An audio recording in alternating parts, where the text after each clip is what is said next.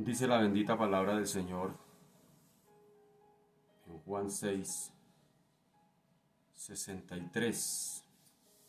El Espíritu es el que da vida, la carne para nada aprovecha. Las palabras que yo os he hablado son espíritu y son vida. Una vez más, Juan 6:63. El Espíritu es el que da vida, la carne para nada aprovecha. Las palabras que yo os he hablado son espíritu y son vida. Amado Padre, en esta mañana nos presentamos delante de ti una vez más, agradecidos contigo, bendito Señor, por darnos vida. Tu palabra nos dice que el espíritu es el que da vida, que la carne, hablando de nuestra naturaleza humana, dice que para nada aprovecha, y que las palabras que tú das son palabras que dan vida.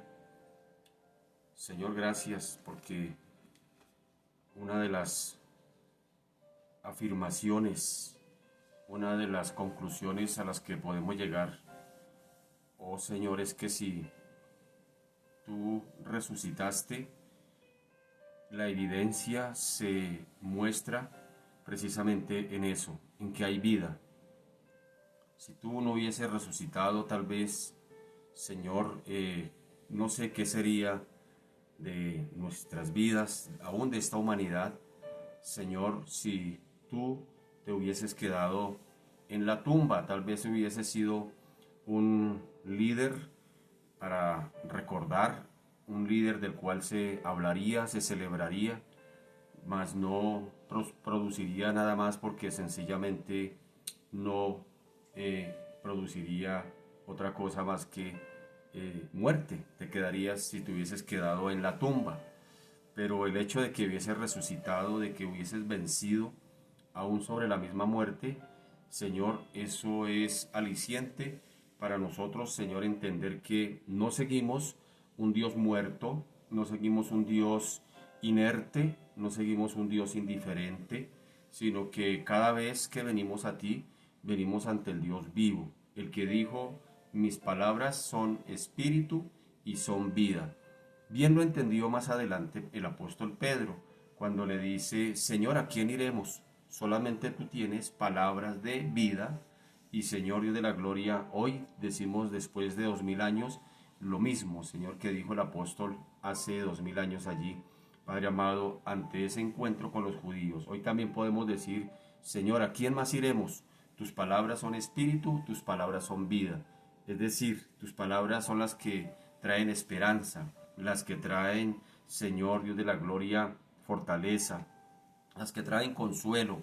Tu palabra, Señor, aunque bien dice la Escritura que es una espada de dos filos, Señor, sin embargo, Padre amado, Dios de la gloria, podemos entender que aunque tu palabra nos confronta con el pecado, Señor, por supuesto, también tu palabra trae aliento, trae esperanza, trae consuelo, trae fortaleza, trae, Señor, bienestar, trae, Señor, Dios de la gloria, Padre amado, Señor, cambio de dirección de vida a quien las come, a quien, Señor Dios de la gloria, la estudia, la lee, obedece, Señor. Esa palabra produce algo allí en ese ser, en ese ser humano que, Señor, viene a tu palabra. No es simplemente un libro para informarnos, no es simplemente un libro para enseñarnos, sino que tus palabras producen eso, producen vida, producen esperanza. Por eso, Señor, es nuestra razón de estar esta mañana, Señor, ante tu presencia. Es nuestra razón por la cual te buscamos. Es la razón por la cual cada mañana, Señor, venimos a través de estos medios a hablar contigo, a meditar en tu palabra, a hablar contigo a través de la oración, a pedir de ti, Señor Dios de la gloria, precisamente eso: vida, vida, consuelo, de pedir, Señor Dios de la gloria, que tú, Señor Dios de la gloria, Padre amado, nos levantes, Señor Dios de los cielos, que tú seas, Padre amado, trayendo fortaleza por medio de tu palabra, Señor Dios de la gloria. Muchas personas son elocuentes en el hablar, muchas personas son, Dios de la gloria, Padre amado, Señor, atrayentes en su forma de expresarse, en su léxico, en su forma de, Señor, expresar alguna idea y, Señor, Dios de la gloria, y atraen multitudes, inclusive hay quienes, Padre amado, se creía, por ejemplo, de Hitler, que era un hombre de masas, era un hombre que realmente atraía a las multitudes, tenía esa chispa en cuanto a su elocuencia y muchas multitudes, mucha gente le seguía, mucha gente le escuchaba, pero sin embargo, Señor Dios de la gloria, había engaño en sus palabras, había muerte en sus palabras. Sin embargo, Señor Dios de la gloria, podemos hablar de hombres que fueron, Dios de los cielos, Padre amado, buenos, elocuentes, hombres de palabra, hombres que hablaron, que atrayeron muchas multitudes, Señor Dios de la gloria, cuando hablaban, cuando, Señor, se expresaban, cuando expresaban sus ideas, Padre amado.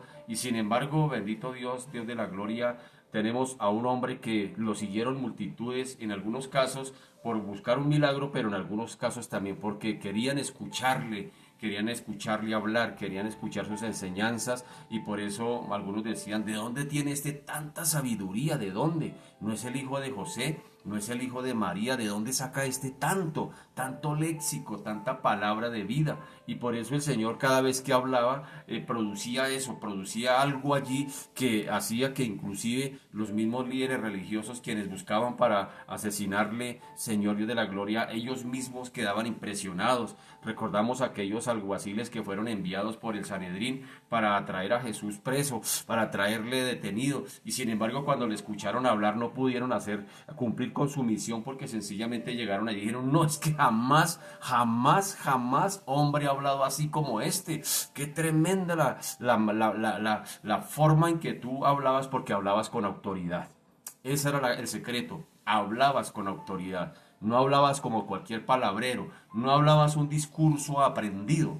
Hablabas, Señor, con toda la autoridad del reino del cielo, del reino de los cielos. Hablaba del Padre como hablaba del Hijo, como de él mismo, pero lo hablaba con autoridad. Es decir, su lenguaje no era para convencer, su lenguaje no era para impresionar, su lenguaje era de una manera que cada vez que se escuchaba, yo creo que aquellos que fueron privilegiados de escuchar al Señor de sus propios labios predicar, yo creo que inmediatamente quedaban atónitos, no solamente por la forma en que hablaba, sino por la autoridad con que lo hacía. Señor Dios de la gloria. Por eso Pedro, tal vez después de escucharle en varias predicaciones al Señor, de varias intervenciones del Señor, es que Pedro pudo irse tal vez convenciendo de que este no era cualquiera, de que este realmente era el Mesías esperado. Por eso la expresión allí, cuando Pedro mismo le dice al Señor: Padre, Señor, ¿a quién iremos? Solamente tú tienes palabras de vida eterna.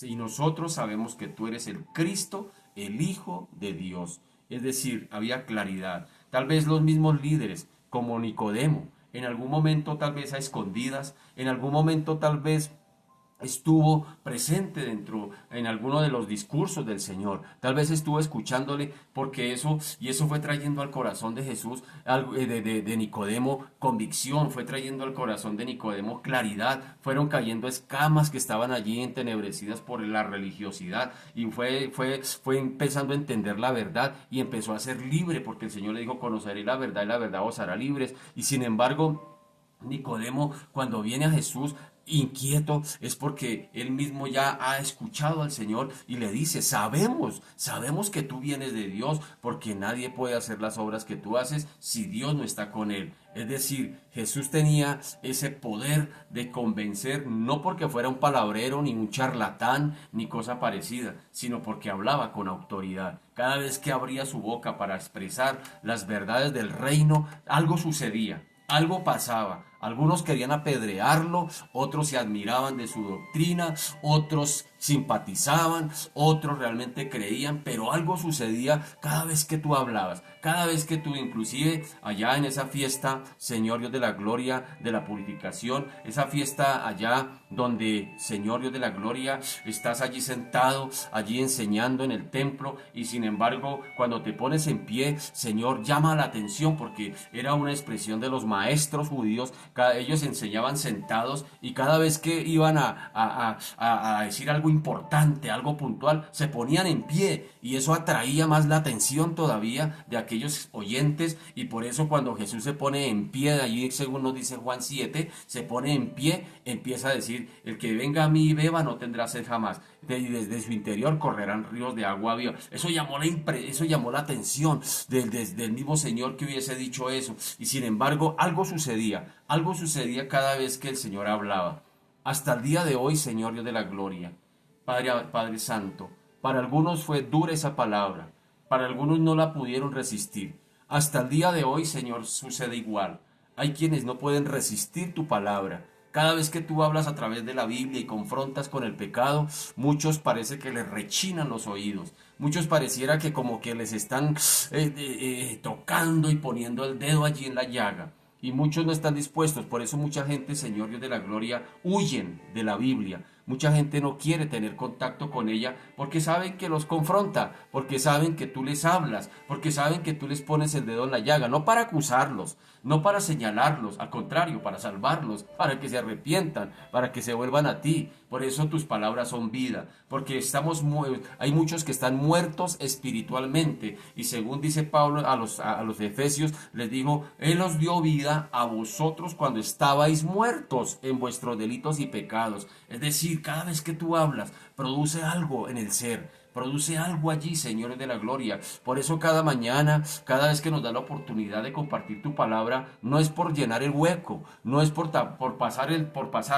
quedar bien, tampoco es porque nos toca, no es porque sabemos que tu palabra algo pasa, y cuando tu palabra llega al corazón no vuelve vacía. Por eso, Señor Dios de los cielos, cada vez, Señor, cada vez que nos permitas predicar tu palabra, cada vez que nos permitas escucharla, cada vez que nos permitas venir a ella, cada vez que nos permitas inclusive hablar en la oración, y pensamos que a veces en la oración solamente nosotros hablamos, pero la oración es una comunión de dos vías. De dos vías, ¿por qué? Porque nosotros hablamos, pero el Señor también habla en la oración. A veces uno dice: pero ¿cómo nos habla si yo no lo escucho? Sí, el Señor también habla en la oración, y a veces es inclusive más importante lo que tú nos quieras decir en ese espacio de oración que aún, Señor, lo que nosotros querramos hablarte a ti. No porque nuestro pedido no sea importante para ti, no, sino que realmente tú quieres hacer más en quien ora que al responderte lo que ora. A veces pasa así, y a veces hay cosas que no podemos entender, y nos pasa lo de los judíos.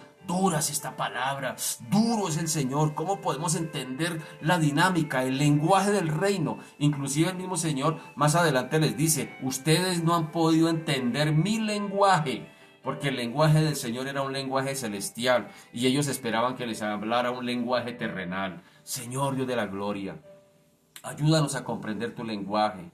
Que cada vez que, Señor, tú hables, podamos, Señor, tener claridad, con nitidez, Señor Dios de la gloria, que podamos entender y podamos comprender que tú has hablado claro. De hecho, tú hablas claro. Tú no nos hablas por medio de acertijos, tú no nos hablas por medio de adivinanzas, tú no estás jugando con nosotros a las escondidas. Adivina qué te voy a decir, adivíname este acertijo. No, tú hablas claro, nítido. Cuando tú hablas, hablas al corazón y hablas claro. El problema no es del Señor que no se haga entender, el problema es de nosotros que nos negamos a entender. Eso fue lo que les pasó a los judíos. Ellos no era que no entendieran.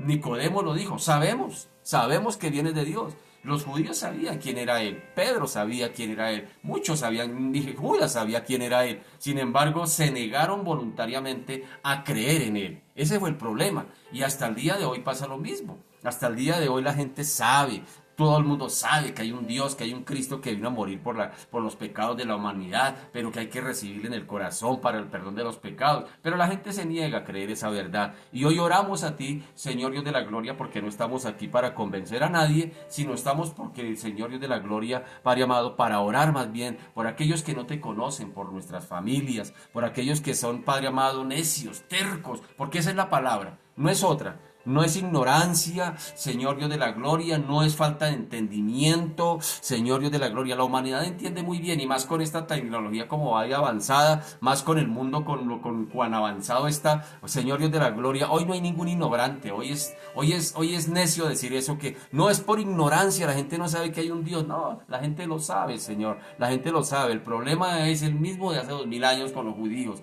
que se niegan a creer, que se niegan, yo no creo, yo no creo, yo no creo, y la gente se cierra voluntariamente a creer, y ahí pues ya no hay nada que hacer. Si la gente cierra su corazón al Espíritu Santo, por eso dice el Señor que todo pecado puede ser perdonado, menos una blasfemia contra el Espíritu Santo. ¿Qué es una blasfemia contra el Espíritu Santo? Aquellos a lo que lo bueno le llaman malo y a lo malo le llaman bueno.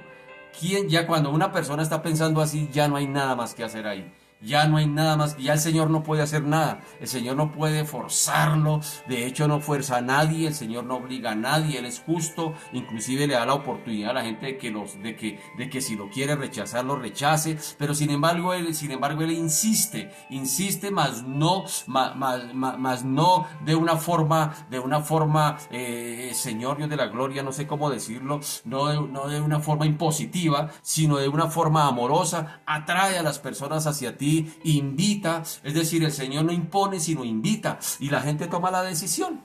Hoy tú tienes el poder de tomar la decisión si rechazas a Cristo o vienes a Él. Nadie te va a obligar, nadie te va a decir, nadie en esta tierra te puede obligar, ni el mismo Señor te va a obligar, ni el mismo Dios te va a obligar a que le busques, ni el mismo Dios te va a obligar a que te arrepientas. Él no te va a obligar a eso. Él no va a hacer lo que te corresponde a ti. Él no va a, aunque decimos Dios todo lo puede, mire que Dios todo no lo puede.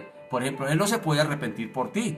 Eso te toca a ti, eso me corresponde a mí. Dios no se puede arrepentir por mí. Dios ya hizo todo lo que yo no podía hacer, que era salvarme a mí mismo. Eso no lo puedo hacer yo, ni salvar a otros. Lo hizo Dios a través de su Hijo amado en la cruz. Eso hizo el Señor. Pero hay cosas que Dios no va a hacer por nosotros. Nos corresponde a nosotros. Nos corresponde a cada uno de nosotros. Señor, cambia a mi marido. Cambia a mi hijo. No, Dios no se lo va a cambiar. Y eso le corresponde a cada uno venir a Cristo. Y en la medida que venimos a Cristo, pues Él ya lo hizo todo. No dijo Él en la cruz. No dijo ya consumado es. Ya no hay nada más que hacer, ya todo está hecho. Ahora lo único que hay que hacer es venir a Él. Y esa era la invitación que tú hacías a los judíos.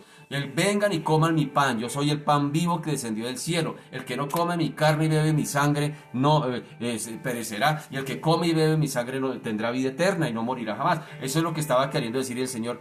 Queriendo decir, el que viene a mí, así como los antepasados fueron a recoger el maná, fueron al maná a recogerlo. Hoy quería decir Jesús en aquel entonces, hoy tienen que venir a mí y comer de este pan. Señor, y hoy después de 2000 años es igual, es igual. Es igual, es igual. Ya el Señor vino a la humanidad a través de su Hijo amado Jesucristo hace 2000 años. Ahora le corresponde a la humanidad venir a Cristo. Venir a Cristo. Él no va a salvar a nadie por magia, Él no va a salvar a nadie de una manera mística, Él no va a salvar a nadie de una manera mágica. No, hay que venir a Él. Es un acto de la voluntad, es un acto de la voluntad del ser humano de arrepentirse, de venir a Él, de creer en Él, de seguirle a Él, de buscarle a Él. Es un acto de la voluntad. Es un acto de la voluntad porque Él en su justicia, un Dios justo, te dio voluntad propia. Dios no juega con tu voluntad. Dios nos dio esa capacidad, se llama libre albedrío, la capacidad de tomar nuestras decisiones. Yo decido si sigo a Cristo o decido si no. Eso no le corresponde al Señor. Yo soy el que tomo la decisión. Pero en el día del juicio, eso sí, un día el Señor va a venir a poner la casa en orden y va a venir a poner todo en orden, su creación. Y allí, pues, Él sencillamente no va a juzgar a nadie desde la premisa de que está dispuesto a lanzar un juicio. No, Él va a juzgar a la humanidad desde su carácter. Él es justo, Él es justo, Él es justo. Y en su justicia la gente no se va a ir Dios no va a mandar a nadie al infierno. La gente se va a ir sola. sencillamente porque Dios es justo. Dios no los va a empujar, la gente se va solita, sencillamente por rechazar a Cristo. De esa manera es. Es decir, así como Dios es amor, Dios también es justo. Y ese Dios justo no tolera nuestro pecado. Y por eso, Dios de los cielos, hoy venimos a ti para pedir por esta humanidad, para clamar por esta humanidad. Esta humanidad que, Señor Dios de la gloria, cada vez voluntariamente se aleja más de ti. ¿Por qué la gran verdad? Es la gran verdad. O pareciera que con todo lo que está sucediendo en el mundo, uno pareciera que la gente se acerca más a Cristo, que la gente quiere buscar más de Cristo, pero es todo lo contrario, es todo lo contrario, la gente se aleja más. La gente se llena de ira, de enojo contra Cristo y dice, pero ¿dónde está Dios? Si Dios existe, entonces ¿por qué permite todo esto? Y se agarran con Cristo y se agarran con el Señor y no quieren saber nada del Señor. Eso pasa, inclusive va a suceder durante la gran tribulación. Durante la gran tribulación dice, y ni aún así se arrepintieron, y ni aún así se arrepintieron, dice por allá en Apocalipsis, después de que va a venir el anticristo, después de que van a venir las plagas, después de que va a venir la hambruna, después de que van a venir guerras, después de que va a venir la opresión del anticristo a la gente, después de que van a venir los juicios de Dios, después de ver todo eso que la gente se querrá inclusive quitar la vida, pero la muerte va a ser quitada por 5 meses, dice, y ni aún así la gente se arrepintió. Qué tremendo, aunque van a haber masas, conversiones en masa, mucha gente también se va a pelear más con Cristo. Y el día de hoy sucede lo mismo. Sucede lo mismo y será así a lo largo de la historia. Solamente hasta que Cristo aparezca, solamente hasta que Cristo aparezca, que la casa se pondrá en orden. De lo contrario, seguiremos en este tránsito. Unos creerán, otros rechazarán. No es garantía, Señor Dios de la gloria, aunque Padre amado, a veces somos muy optimistas, por decirlo así, de la palabra, Señor Dios de la gloria, y cogemos textos y los sacamos del contexto, inclusive a veces decimos, no, si yo creo en Cristo, toda mi casa se va a salvar, toda porque es una promesa. Esa fue una promesa, sí, pero fue para el carcelero de Filipos, esa no es para mí ni para usted, fue para el carcelero de Filipos, no saquemos los textos del contexto. Porque a veces, no, yo sé que si yo creo en Cristo, toda mi familia se va a salvar. No es garantía. Siento decirlo, no es garantía. No es garantía. Yo conozco muchas personas que fueron cristianas y sus hijos se murieron inclusive sin Cristo. Yo conozco personas así, personas que son cristianas y han perdido familiares sin Cristo, porque la salvación es así. Es para todo aquel que el mismo Señor dijo, que de tal manera amó Dios al mundo, para que todo aquel que en él crea no se pierda, mas tenga vida eterna. Y no es garantía de que si tú crees, toda tu familia te va a salvar, como pasa con la mía. No es garantía de que toda mi familia se salvará. Quisiéramos que fuera así, pero no va a ser así. Colombia es para Cristo. Tampoco toda Colombia se va a salvar. Hay que ser realistas con eso. Hay que orar, claro que hay que orar. Hay que orar porque, oh Señor, se convierta nuestra familia, se convierta nuestra nación, se conviertan los presidentes, el mundo cambie. Claro que hay que orar, pero es una oración muy optimista, pero la realidad es totalmente diferente. La realidad es totalmente distinta. Y yo no soy negativo, soy realista. Soy realista que es diferente, soy realista que es diferente. Dice la escritura, inclusive el mismo Señor dijo, muchos son los llamados, pero poquiticos los escogidos. Y solamente el que persevere hasta el fin, ese será salvo, ese será salvo, ese será salvo. Solamente, Señor, por eso oramos a ti, porque extiendas tu misericordia sobre nuestras familias. Oramos porque extiendas tu misericordia sobre estas naciones, sobre los gobiernos. Claro, por supuesto, Señor. Quisiéramos que sí, quisiéramos, Señor, que toda la humanidad se salvara. De hecho, es el sentir de tu corazón. Dice, yo no quiero la muerte del que muere, sino que todos procedan al arrepentimiento. Tremendo eso. El mismo Señor lo dice, yo no quiero la muerte del que muere, sino que todos procedan al arrepentimiento. Pero como es un acto de la voluntad, no todos van a proceder al arrepentimiento. Por eso el Señor tiene que venir, tiene que volver con un juicio. Si todo el mundo se arrepintiera, pues no habría un juicio. Así de sencillo es. Si todo el mundo se arrepintiera, todos, no quedará ni un solo terrenal en valga la redundancia, en esta tierra, que sin Cristo, pues el Señor no tendría que venir por segunda vez a reinar, no tendría que venir por segunda vez a impartir sus juicios, porque todo el mundo se convirtió. Entonces es a veces, Señor Dios de la gloria, a veces somos como muy ingenuos en nuestra fe. A veces, sí, la Biblia dice, cree en el Señor Jesucristo y serás salvo tú y toda tu casa. No, eso se lo dijo fue Pablo al carcelero de Filipos. no nos lo está diciendo a nosotros, aunque por supuesto, amén, si toda la familia se convierte, pero Dios de la gloria, tenemos que orar por ellos, tenemos que clamar por ellos, tenemos que venir a ellos, bendito Señor, Dios de la gloria, y traerlos delante de ti. Claro, yo quisiera que toda mi familia se salvara, que todos, de hecho ya se han muerto familiares sin Cristo. Ya se han muerto tíos sin Cristo y yo siendo evangélico. Ah, es que el hermano Jorge no les ha predicado, no les ha dado testimonio. No, eso no tiene nada que ver con eso. Sencillamente hay gente que se niega a creer. Inclusive, recordemos a Judas. Judas anduvo con Jesús y participó en los milagros de Jesús y sin embargo se fue sin Cristo. Porque así pasa. Y por eso el Señor dijo, para que todo aquel que en Él crea. Es decir, es un acto de la voluntad. El Señor no va a convertir por magia a nuestras familias, no la va a convertir por magia a nuestros gobiernos. No, ellos tienen que tomar un acto de voluntad y de seguir a Cristo, de venir a Cristo, de arrepentirse delante de Cristo. Eso es lo que podemos hacer nosotros, pedir al Señor misericordia, pedir que el Señor derrame su gracia, así como un día su misericordia y su gracia se derramó sobre nuestras vidas y nos salvó. Así como un día nos encontró con sus cuerdas de amor y nos atrajo, que un día, Señor, clamamos, es porque esas mismas cuerdas de amor los atraiga a ellos, atraigas a nuestras familias, atraigas, Señor Dios de la gloria, a nuestros conocidos, a nuestros gobiernos, a las personas que están sin ti, Señor Dios de la gloria, es un acto de la voluntad. Nosotros lo único que podemos hacer por ellos es orar, pero es lo mejor que podemos hacer, testificarles, servirles cuando haya oportunidad. De ahí para adelante, Señor Dios de la gloria, no podemos hacer nada más, Señor Dios de la gloria. No los podemos forzar. De hecho, tú no nos forzaste a nosotros. Yo no me acuerdo que haya llegado a Cristo traído con escopeta o amarrado de las orejas. No, sencillamente el Señor me atrajo con sus cuerdas humanas de amor. Conquistó mi corazón, me enamoró, me conquistó y llegué a Él. Pero sencillamente fue de esa manera. Señor, por eso en esta mañana clamamos por esta humanidad. Clamamos porque, Señor, no sigan, Padre amado, Dios de los cielos, siendo necias al llamado tuyo.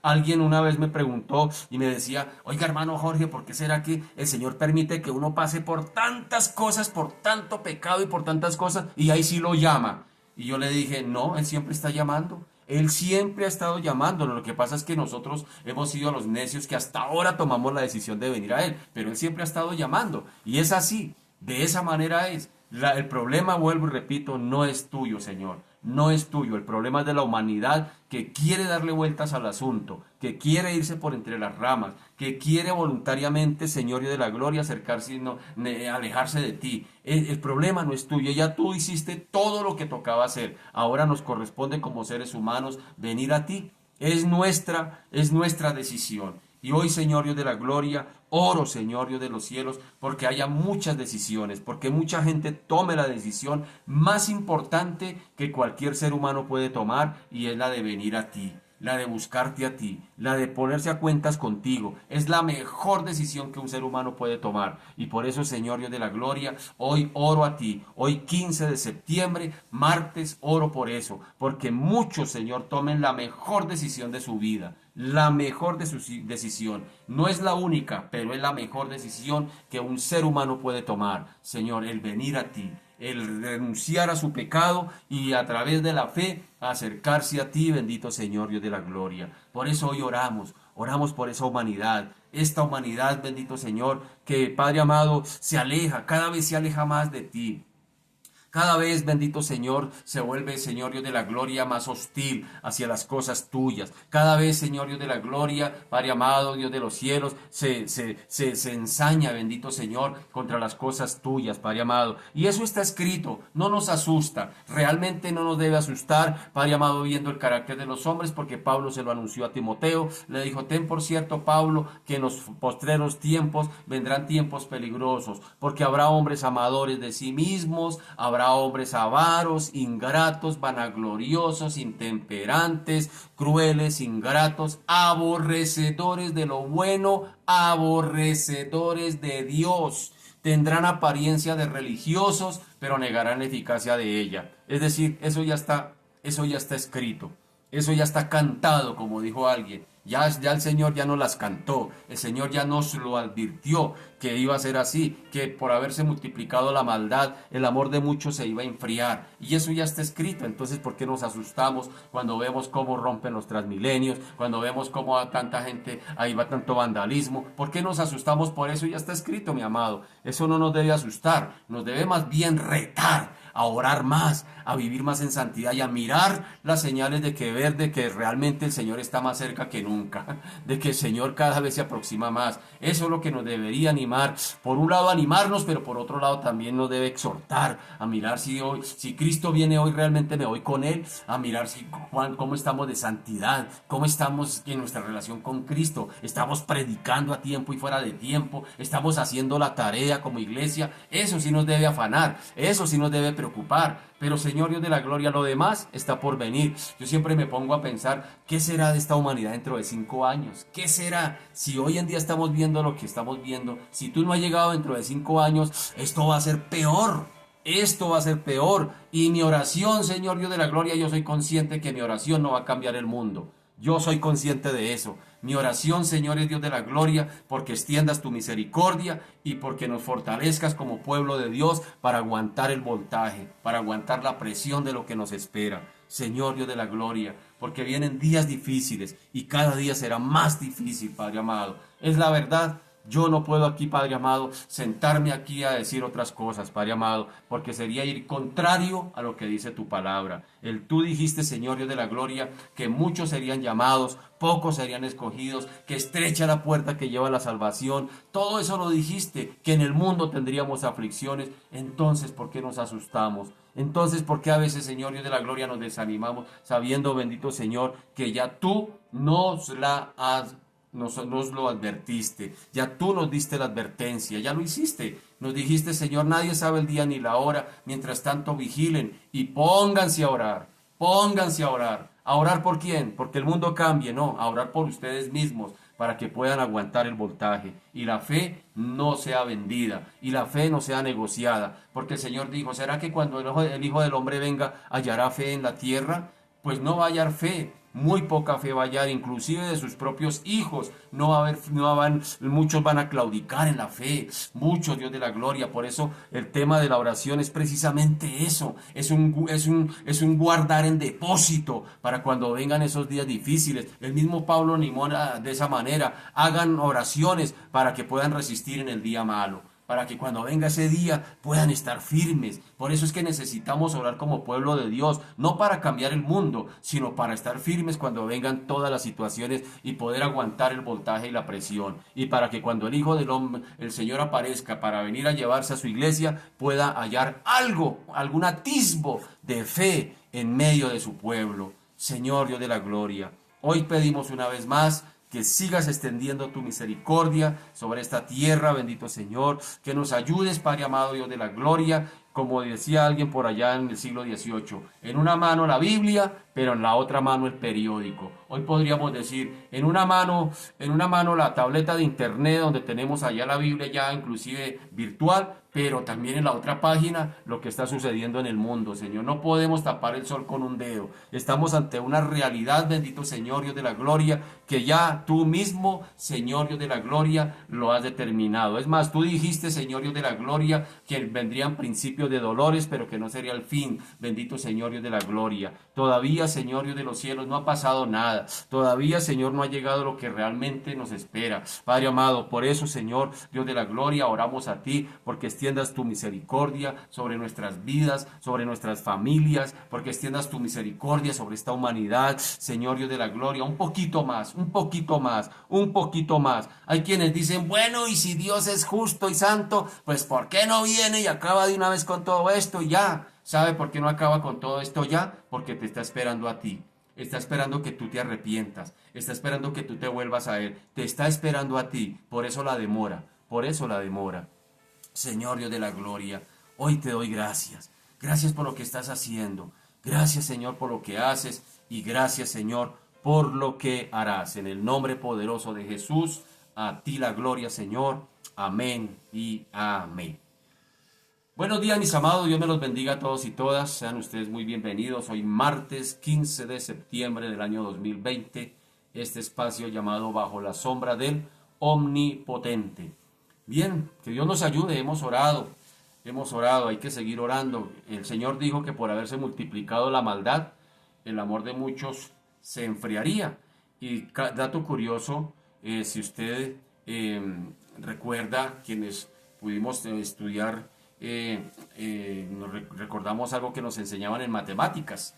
Y en las matemáticas nos enseñaban algo que se llamaba la ley de la potenciación, ¿te acuerdas? Donde cada número se multiplica por sí mismo, es decir, 2 por 2, 4, 4 por 4, 16, 16, 10 por 16, y ahí vamos haciendo cuentas. Es decir, era una ley de potenciación, cómo aumentaba. Y mire que el Señor habló en múltiplos, por haberse multiplicado la maldad. Y triste es decirlo, pero la iglesia del Señor hoy en día no ha multiplicado la oración, al contrario, mientras la maldad se multiplica, la iglesia del Señor resta. Le resta la santidad, le resta la oración, le resta servir al Señor, le resta cada día hacer la voluntad de Dios. Y eso es lo que estamos viendo. O sea, mientras la maldad se multiplica, la iglesia del Señor resta. Qué tremendo eso. Así que hay que multiplicar también la oración, hay que orar más, clamar más, hay que buscar más la santidad. Como dijo el Señor. Sencillamente que hay una corona para los que aman su venida. Y si amáramos la venida del Señor realmente, pecaríamos menos, amaríamos más, perdonaríamos más, serviríamos mejor al Señor, viviríamos más en santidad si verdaderamente amáramos la venida del Señor. Así que Dios nos ayude, porque al Señor hay que tomarlo en serio. Él sí nos tomó en serio a usted y a mí. Él no está jugando con nosotros. Tal vez algunos de nosotros estamos jugando al evangélico, jugando al cristiano, pero el Señor no está jugando con nosotros. Él sí nos ha tomado en serio. Bien, mis amados, seguimos estudiando el libro de Juan, el Evangelio de Juan, y vamos en el capítulo 6, y quiero, ni más ni más, animarle a que miremos unos versículos del capítulo 6 en esta mañana, especialmente el versículo 60. Leamos unos versículos de este capítulo 6. Juan 6:60 dice: al oírlas, es decir, las palabras del Señor, al oírlas, muchos de sus discípulos dijeron: dura es esta palabra, ¿quién la puede oír? Y sabiendo Jesús en sí mismo que sus discípulos murmuraban de esto, les dijo: ¿esto os ofende? Pues qué si viereis al Hijo del Hombre subir a donde estaba primero. El Espíritu es el que da vida, la carne para nada aprovecha.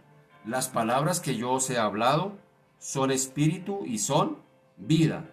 Pero hay algunos de vosotros que no creen, porque Jesús sabía desde el principio quiénes eran los que no creían y quién le había de entregar.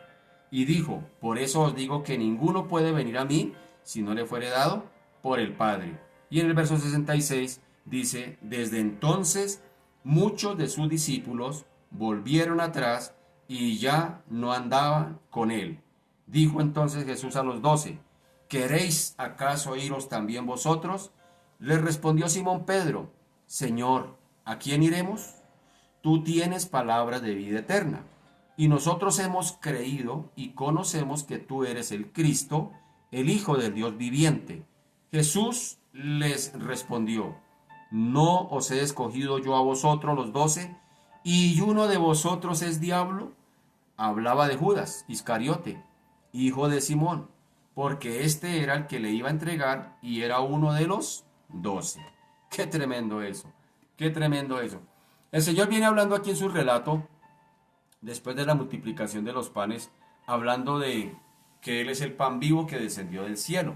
El Señor estaba aquí, por supuesto, usando de cosas materiales, de necesidades físicas, para ilustrar grandes verdades espirituales. De hecho, el Señor, esa era una de las metodologías de su enseñanza. El Señor siempre cogía cosas que ellos, sus oyentes, sus estudiantes, sus discípulos, sabían, conocían muy bien, y a partir de ahí lo llevaba a enseñarles algo que no conocían. Por ejemplo, cuando habla de el sembrador salió a sembrar, ellos conocían todas esas lides de la siembra. Pedro, yo te he llamado para que seas pescador de hombres. Pedro sabía muy bien. Yo soy la puerta de las ovejas. Eso lo sabían muy bien porque había un lugar donde ellos por las tardes los pastores guardaban todas sus ovejas. Y no solamente un solo pastor, sino varios pastores mandaban sus ovejas, y cuando llegaba el pastor en las mañanas, yo no sé cómo llamaba a las ovejas, pero sus ovejas escuchaban su voz. Y por eso el Señor saca de ahí: mis ovejas oyen mi voz y me siguen. Es decir, todo lo que el Señor está enseñando, toda esa dinámica de lo que el Señor enseña, es una forma muy dinámica, muy chévere, porque el Señor escogía algo de lo cotidiano de ellos, algo que ellos conocían muy bien, que lo sabían muy bien, para llevarlos a enseñarles una verdad espiritual que no conocían. Entonces el Señor no está hablando para enredar. Si el Señor hubiera venido en estos tiempos, tal vez nos hubiera dicho: yo soy el Transmilenio, el que entra a mí. Pues no sé cómo lo explicaría el Señor, pero lo hubiera explicado en esa forma, en esos métodos, porque sencillamente esa fue la dinámica del Señor para enseñar. Así que Él usaba cosas materiales, necesidades puntuales de la época, para enseñar verdades espirituales. Pero este fue el problema de los judíos que escuchaban a Jesús. Mire lo que dice por ahí en el versículo 51 del capítulo 6. Dice: yo soy el pan vivo que descendió del cielo. Si alguno comiere de este pan, vivirá para siempre. Y el pan que yo daré es mi carne, la cual yo daré por la vida del mundo. Entonces los judíos contendían entre sí diciendo: ¿cómo puede éste darnos a comer su carne?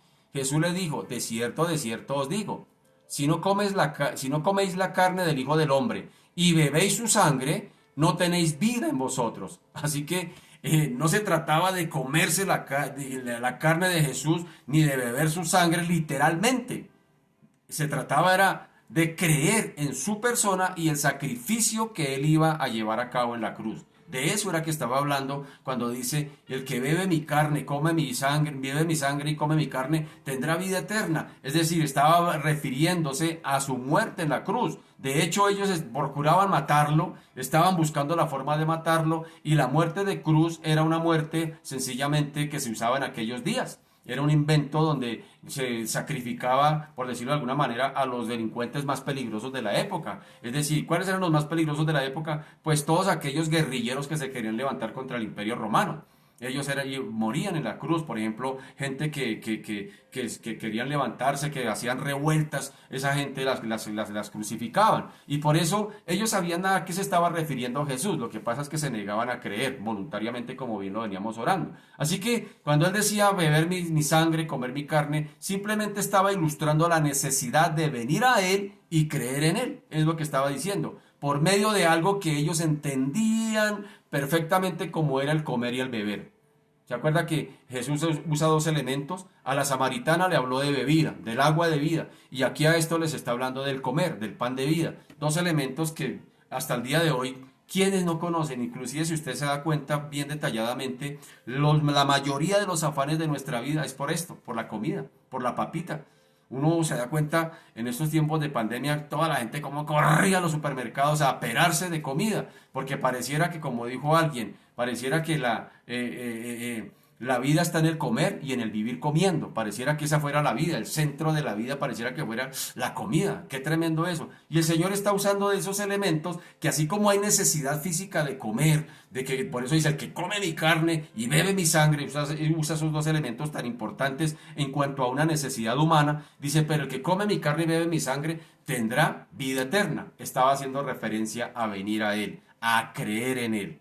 Y cuando el Señor dijo: yo soy el pan de vida, no solo se trataba de una figura o símbolo, sino también, igual cuando dijo: yo soy la luz del mundo, también era una figura. Cuando dijo: yo soy la puerta de las ovejas, cuando dijo: yo soy el camino y la verdad y la vida, o yo soy la vid verdadera, y etcétera, etcétera, en los grandes yo soy del Señor. Siempre estaba hablando simbólicamente de algo que él era, de algo que ellos entendían. Y lo vamos a ir entendiendo cuando lleguemos, por ejemplo, a lo yo soy. Cuando dijo: yo soy la luz del mundo, ¿por qué lo dijo? Cuando dijo: yo soy la puerta de las ovejas, ¿por qué lo dijo? Cuando dijo: yo soy el camino, la verdad y la vida, ¿por qué lo dijo? Detrás de todo eso que él enseñaba, que recuerde que eran situaciones que ellos conocían muy bien. Cuando él dice: yo soy la luz del mundo, era para enseñarles algo que ellos conocían puntualmente, sino sencillamente él coge lo cotidiano para enseñar verdades que no conocían. En estos casos, no tendría ningún sentido interpretarlo de forma literal. Y es más, el Señor mismo aclaró. El Señor mismo aclaró que no era literal lo que él estaba diciendo cuando él dijo por allá en unos versículos más adelante. Mire, el versículo 63, mire lo que él dice: los judíos pensaban que tenían que comerse su carne, que tenían que beberse su sangre. Es decir, eso sería canibalismo. Y la semana pasada explicamos que para el judío beber sangre, pues estaba prohibido, por la ley lo prohibía, que no se podía beber sangre. Y Jesús dice, ay, tienen que beber mi sangre y tienen que comer mi carne. Algunos pensarían, uy, o sea que nos toca hacer canibalismo. Pero el Señor les aclara el asunto, inclusive con estas expresiones que están en el versículo 63. Mira lo que le dice el Señor. El espíritu es el que da vida. La carne para nada aprovecha. Las palabras que yo os he hablado son espíritu y son vida. Y cuando el Señor dice, las palabras que yo os he hablado son espíritu y son vida, quiere decir que el Señor nunca dijo que iba a ofrecer su salvación a través de ninguna persona o religión. Sencillamente Él dijo, yo os he hablado. Yo soy el pan vivo. Y ese gran yo soy aquí está diciendo, nadie puede venir a salvación sino a través de mí. Las palabras que yo os he hablado son espíritu y son vida. Es decir, el Señor está haciendo referencia a que ningún ser humano se le ha otorgado la salvación, ni a ninguna religión se le ha otorgado la capacidad de salvar a alguien. Las religiones no salvan a nadie. Ninguna religión. Ah, yo me voy a volver cristiano para ser salvo. Hermano, si usted se hace cristiano para ser salvo, ya perdió. No, hermano, porque no nos hacemos cristianos para ser salvos. Sencillamente nos hacemos hijos de Dios. El Señor dijo, te es necesario, le dijo a Nicodemo, te es necesario nacer de nuevo. Inclusive el término de cristiano fue un término despectivo que le hicieron a Pablo y sus seguidores por allá en Antioquía de Asiria. Sin embargo, cuando vieron que mucha gente estaba siguiendo las enseñanzas que Pablo estaba dando acerca del Cristo resucitado, acerca del Evangelio, muchos empezaron a seguir a Cristo y dice que muchos, dice, desde entonces a aquellos seguidores se les llamó cristianos por primera vez, pero no era con aplauso, era de una forma despectiva, cristianos, pero de una forma despectiva, porque muchos gentiles rechazaban a Cristo. Así que no es que sea una vergüenza ser cristiano, sino que a veces nosotros como que nos alegramos más por el hecho de ser cristianos que por preocuparnos de ser verdaderamente hijos de Dios. Hoy las iglesias de hecho están llenas de cristianos. Mucha gente simpatiza con el cristianismo, les gusta el cristianismo, pero no quieren venir al Cristo del cristianismo. No quieren comer del pan vivo que descendió del cielo. No quieren compromisos serios con el Cristo del cristianismo, pero simpatizan ser cristianos. Bueno, yo no sé, ahí se la dejo. Así que el Señor nunca dijo que iba a ofrecer su salvación a través de ni de religiones ni de personas. Sencillamente Él dijo, yo os he hablado, las palabras que yo os he hablado son espíritu y son vida. Y dijo lo que yo les he hablado. Las palabras que yo les he hablado. Y yo soy el pan vivo que descendió del cielo. Y el que come mi carne y bebe mi sangre, es decir, el que cree en mí y viene a mí, tendrá vida eterna. Así que esto era un choque para los judíos y especialmente para los líderes religiosos. El mismo Señor invitó a los hombres a sí mismo. ¿Se acuerda por allá en Mateo capítulo 11, versículo 28? El Señor dijo, venid a mí. No dijo, vengan a la religión tal. Dijo, venid a mí, todos los que estáis trabajados y cargados, y yo os haré descansar. Miren lo que dijo el Señor. No dijo, vengan a fulano de tal. No, dijo, vengan a mí. Vengan a mí los que están cansados y cargados. Y cuando está hablando aquí de cansados y cargados y trabajados, está hablando sencillamente de eso. De la carga que produce el pecado en el ser humano. Del trabajo que produce el ser humano por querer de alguna manera acercarse a Dios, querer agradar a Dios en sus propios esfuerzos humanos. Y se inventaron las religiones. De hecho, ¿sabe dónde nacieron las religiones? Las religiones nacieron en el mismo huerto del Edén, en el Bereshit, en el principio, en el Génesis. Allá nacieron las religiones. Cuando Adán y Eva pecaron, sencillamente dice que se hicieron delantales, que cogieron hojas de higuera y se hicieron delantales para quedar justificados delante de Dios. A partir de ahí, el ser humano busca esfuerzos humanos, porque esas son las religiones, el esfuerzo humano por querer acercarse a Dios, cuando ya Cristo lo hizo todo, cuando Dios ya lo hizo todo a través de su Hijo, nos acercó a su Hijo, lo acercó a la humanidad, lo crucificó en la humanidad, lo sacrificó para la humanidad, y ahora la humanidad tiene que venir a Él. Ese es el derecho de las cosas.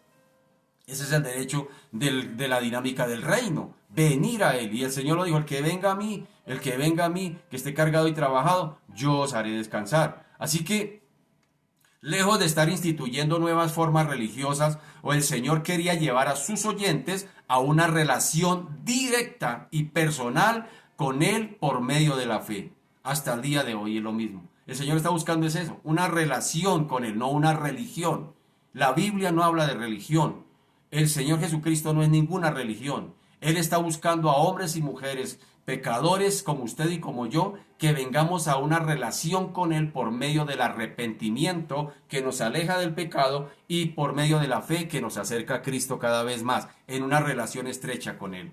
Eso es lo que está buscando el Señor. Él no está buscando religiosos ni religiones. De hecho, a veces nosotros mismos hemos creado y creído que la oración, por ejemplo, es una actividad religiosa.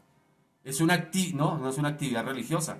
La oración es la expresión de mi relación con Cristo. Es una relación. Por eso la oración no es simplemente orar, eso va mucho más allá, pero no es el tema de hoy. Así que miremos hasta qué punto lograron entender los judíos todo lo que Jesús les había enseñado.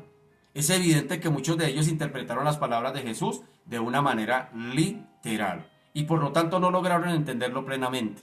No lograron entender. Aún así, sí lograron comprender una cosa, que les estaba llamando a un grado mayor de su compromiso con Él.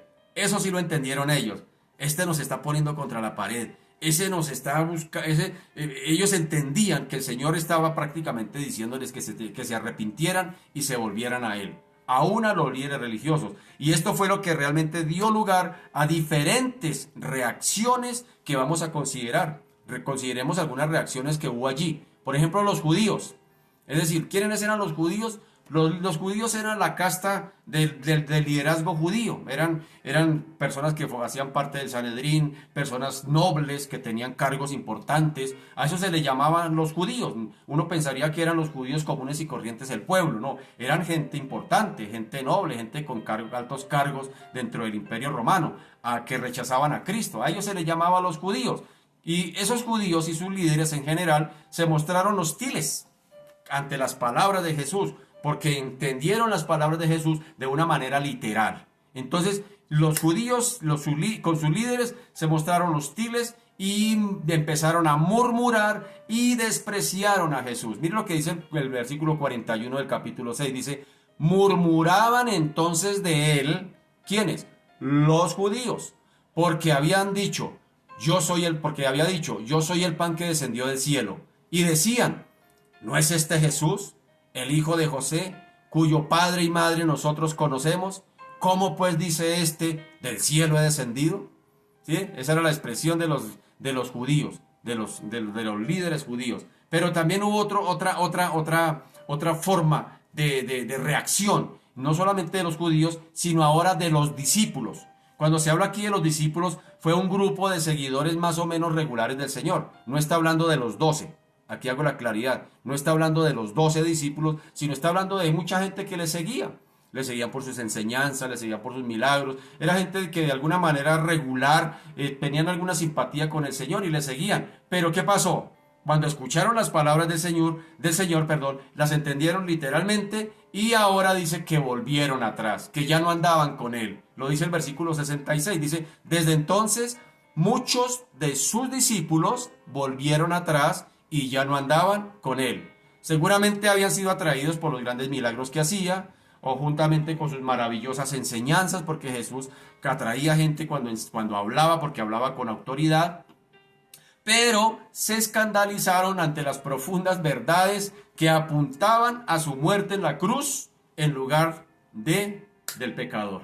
Es decir, cuando el Señor empieza a decir, el que come mi carne, el que bebe mi sangre, esto inmediatamente apuntaba a la cruz de Cristo, y eso fue lo que hizo que ya sus discípulos no lo siguieran tanto. Los que venían por el milagro, los que venían por la enseñanza, cuando el Señor los confronta de que tenía que ir a la cruz, Él, y morir por los pecadores, inclusive por ellos mismos, eso los confrontó.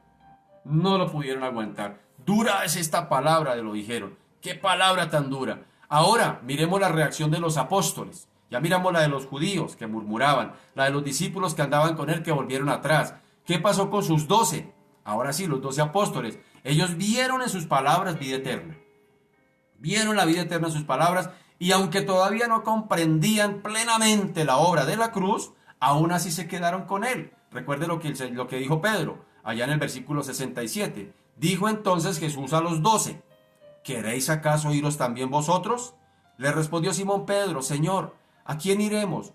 Tú tienes palabras de vida eterna, y nosotros hemos creído y conocemos que tú eres el Cristo, el Hijo del Dios viviente. Entonces, esa fue la reacción de sus apóstoles. Aunque había uno, y el Señor hace la claridad, dice, sí, yo los escogí a ustedes, aunque hay uno que es diablo y ese es el que me va a entregar, pero yo los escogí. Así que ellos entendieron las palabras de Jesús, entendieron y comprendieron que había vida eterna en esas palabras, aunque no entendían todavía el significado muy claro de la cruz, pero sin embargo se quedaron con él. Y finalmente tenemos a otro personaje que está aquí entre los 12, que es Judas. ¿Cuál fue la reacción de Judas? Uno de los apóstoles que permaneció con Jesús. Sin embargo, pero aquella fe que expresaba Judas era una fe falsa y acabaría convirtiéndose prácticamente en el traidor que entregaría al Señor Jesús. Por ejemplo, cuando está Jesús allá lavándole los pies, empieza por Judas, porque el Señor no solamente quiere lavarle los pies a Judas, sino que quiere lavarle el corazón. Pero ¿saben qué pasó?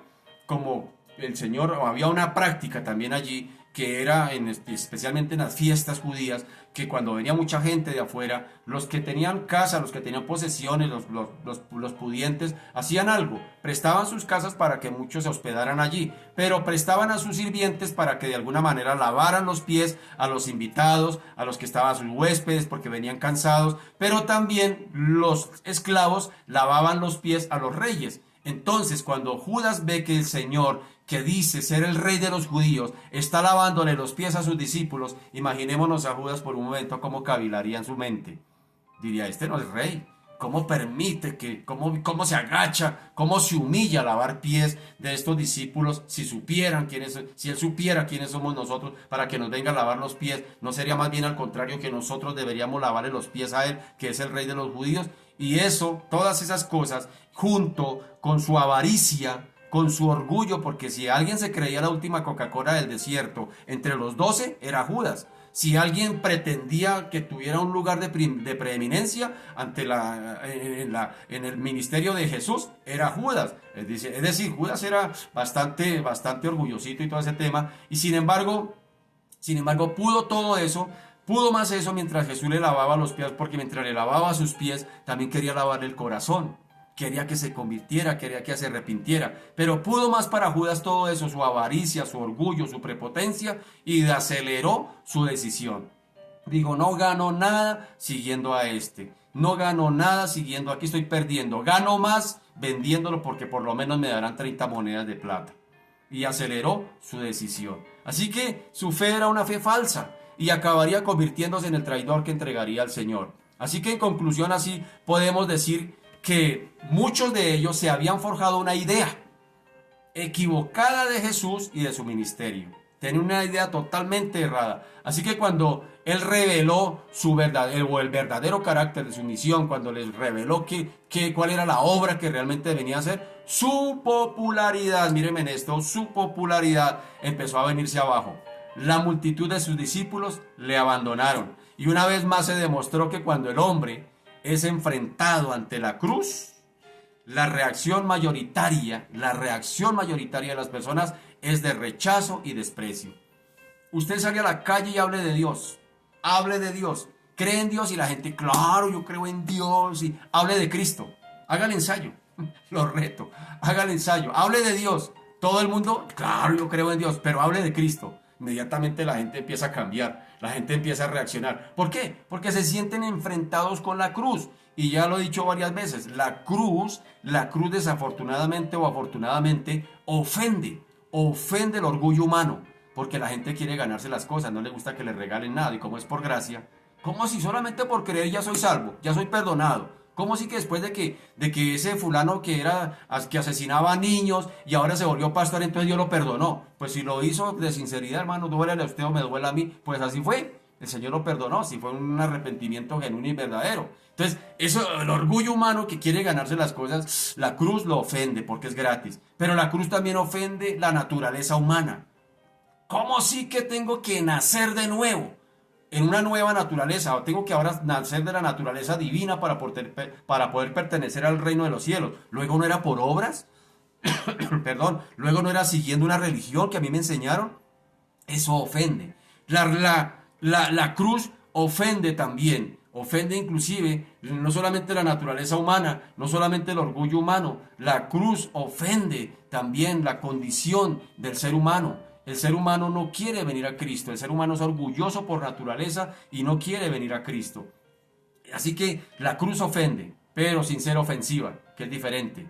A veces la cruz se vuelve ofensiva, no. La cruz ofende, claro que sí. El que se confronta con la cruz, eso lo ofende, no le gusta. No le gusta. ¿Cómo sí que es Cristo? Que es el Cristo, ya lo hemos dicho varias veces, el Cristo del diciembre, el Cristo de los buñuelos, de la natilla, el niñito Jesús. Todo el mundo quiere ese niñito Jesús porque lo que representa vacaciones, representa prima de Navidad, representa estrene, representa buñuelos, natilla, fiesta, jolgorio, chévere, pólvora. 24 de diciembre, ese niño Jesús todo el mundo lo quiere. Pero el que dijo, si alguno quiere seguir en pos de mí, tome su cruz, niéguese a sí mismo y sígame. Uy, deje hasta ahí llegamos, dicen algunos. Entonces, la cruz ofende. Así que la popularidad de Jesús empezó a irse abajo. Una vez más se demostró eso, que cuando los hombres son confrontados y enfrentados con la cruz de Cristo, la reacción de la mayoría es de rechazo y desprecio. El mismo apóstol Pablo también tuvo esa experiencia, también lo experimentó y lo dijo por ahí en 1 Corintios capítulo 1.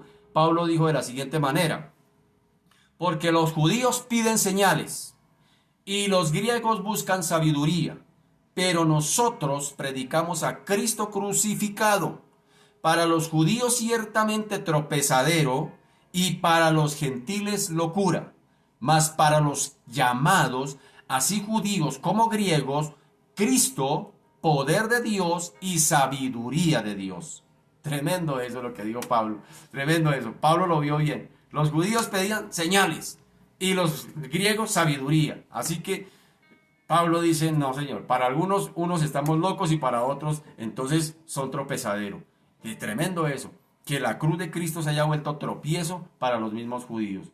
Mira lo que dice el versículo 60 del capítulo 6 de Juan. Dice, al oírlas, es decir, las palabras de Jesús, al oírlas, muchos de sus discípulos dijeron, dura es esta palabra, ¿quién la puede oír? Así que la conclusión a la que llegaron la mayoría de los discípulos que escuchaban a Jesús fue que era una palabra dura, que era difícil de escuchar, y por esta razón dice que se volvieron atrás y ya no andaban con él.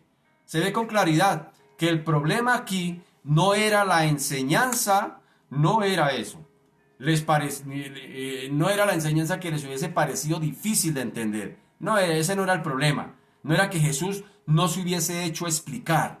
No era que Jesús les hubiese hablado a través de acertijos o adivinanzas o de una manera encubierta. No, Jesús habló con claridad. Recuerde lo que les decía. Tomaba cosas de la cotidianidad, de lo que ellos conocían muy bien, para llevarlos a enseñarles y explicarles verdades que no conocían, es decir, verdades del reino. Ellos entendían muy, muy claro. Así que aquí se ve con claridad que el problema no era la enseñanza, no era que la enseñanza de Jesús les hubiera parecido difícil de entender. Porque en ese caso, si hubiera sido difícil de entender, si hubiese sido así, pues le hubieran hecho preguntas. Señor, ¿puedo levantar mi mano? No entiendo esto, explíquemelo. ¿Cómo sí que soy pan vivo que descendió del cielo? Explíquemelo un poquito más con plastilina, explíquemelo mejor. Si eso hubiera sido así, si la enseñanza hubiera sido difícil de entender, pues ellos hubiesen preguntado, Señor, ¿esto por qué? ¿Cómo sí que tú eres el pan vivo que descendió del cielo? No lo entiendo, explíquemelo por favor, repítamelo. Pero todo el problema radicaba más bien en que la enseñanza de Cristo hizo clara la necesidad de su muerte en la cruz, como su único medio para traer bendición espiritual a todos los hombres. Eso, y que Cristo muriera en la cruz, eso no podía caber en la mente de los judíos. ¿Por qué? Lo vamos a explicar ahorita más adelante. Él les estaba llamando no solamente a creer en Él, sino también a creer en el valor de su muerte sustitutoria. Es decir, Él les estaba llamando a eso. No solamente que creyeran en Él, sino que creyeran ahora en su muerte. Por eso les está diciendo primero, al principio les decía, yo soy el pan vivo que descendió del cielo. Y después les cambia el panorama. Después les dice, ahora yo soy el que bebe mi carne, el que come mi carne y bebe mi sangre. Lo cambia ya no pan vivo, sino ahora habla de carne y sangre, hablando de su muerte. Entonces no solamente tenían que creer en él, que había descendido del cielo, que había venido del Padre, sino ahora tenían que creer que él iba a morir en una cruz por los pecados de ellos y de la humanidad. Qué tremendo eso, ¿ah? Tremendas situaciones. Una vez más, aquí había aparecido el tropiezo de la cruz. Gálatas 5:11 dice Pablo, y yo, hermanos, si aún predico la circuncisión, ¿por qué padezco persecución todavía? En tal caso, se ha quitado el tropiezo de la cruz. Ellos, como los buenos gentiles allá en Gálatas, ellos tenían también arraigada la situación y no podían creer en un Cristo crucificado, en un Cristo muerto. Y no podían creer en eso. Así que ellos decidieron darle la espalda, los judíos.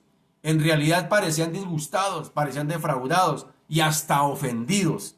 Estaban ofendidos con las palabras de Jesús. Y Jesús se lo dice, se lo hace saber en el versículo 61. Mire lo que les dice. Sabiendo Jesús en sí mismo que sus discípulos murmuraban de esto, les dijo, ¿esto os ofende? Ay, tremendo eso.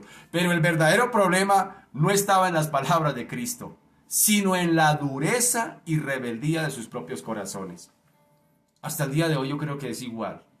Se ha predicado tanto el evangelio y más por estos medios, se ha predicado tanta palabra. Yo no solamente me conecto aquí en las mañanas, hay mucha gente conmigo que está conectada. Y no solamente aquí, en todos los lugares del mundo hay muchos predicadores que están predicando. Entonces, ¿por qué la gente no se convierte?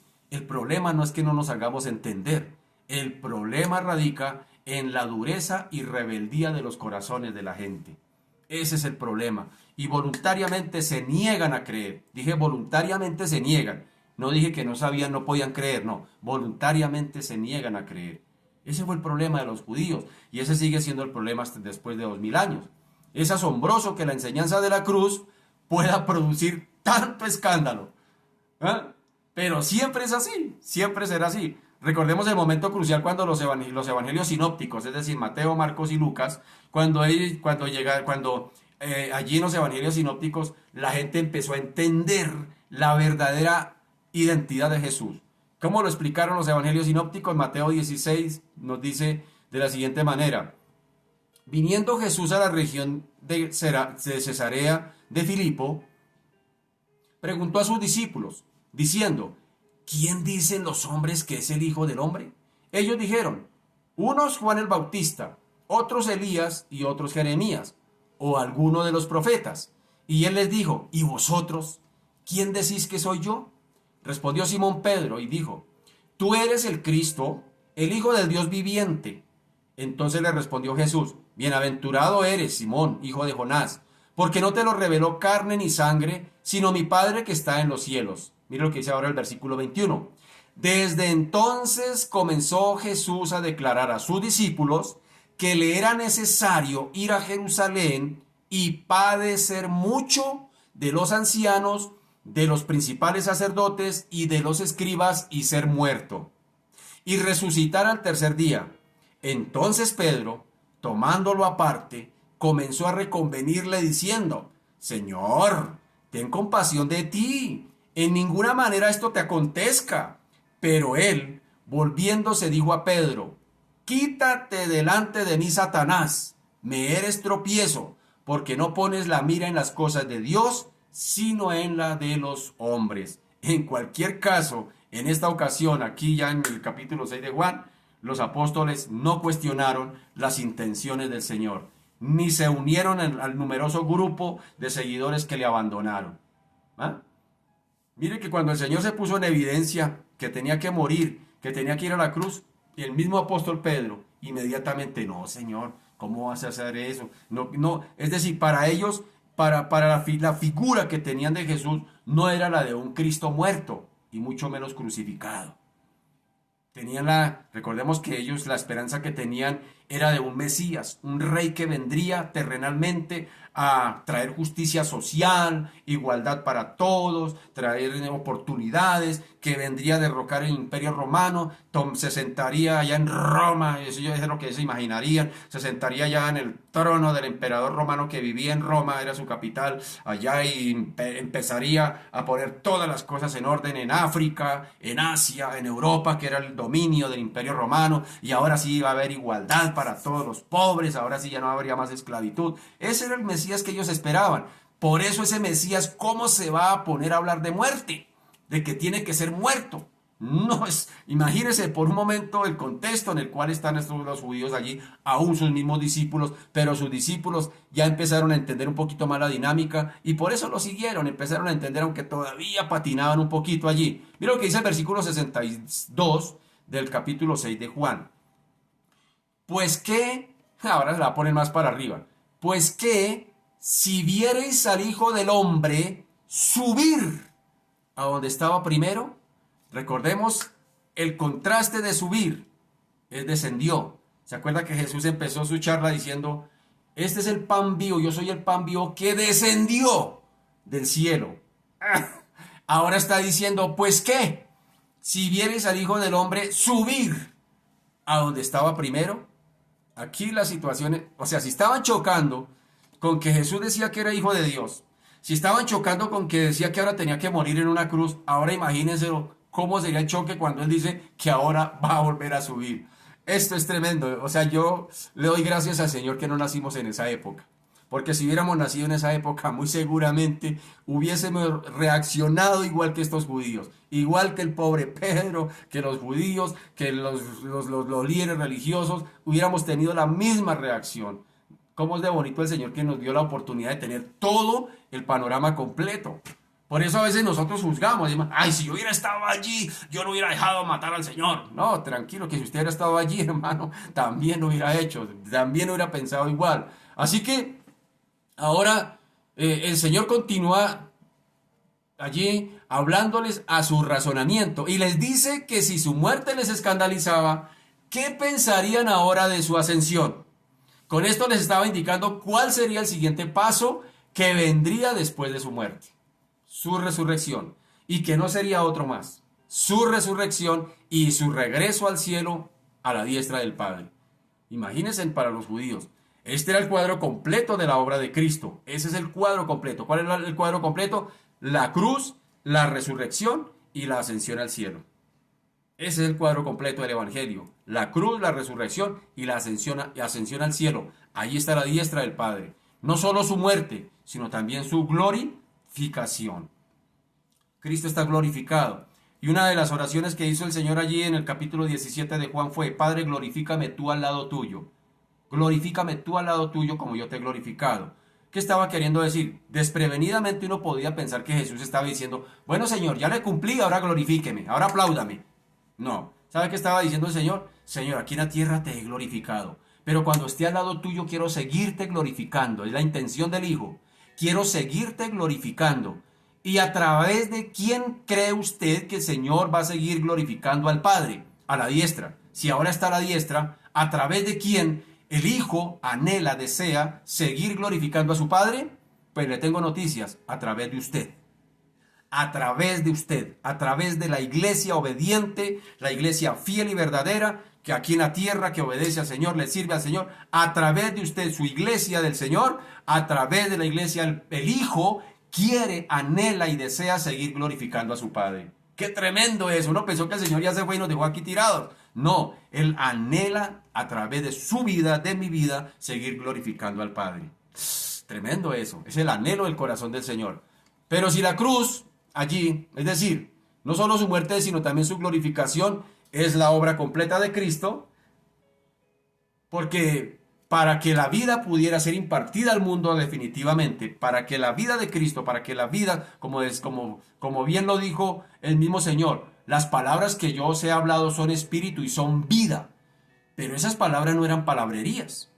Esas palabras tenían un sello de garantía. ¿Y cuál era el sello de garantía? La cruz. La cruz era el sello de garantía. Cuando más adelante el Señor le dice a esa mujer que fue pescada ya en el adulterio, y el Señor le dice, ve, ni yo te acuso, vete y no peques más, la garantía de esas palabras a esa mujer era la cruz. Cuando el Señor está ante la tumba de Lázaro y le dice, Lázaro, levántate porque yo soy la resurrección y la vida, las palabras de Cristo tenían peso y garantía y el sello era la cruz.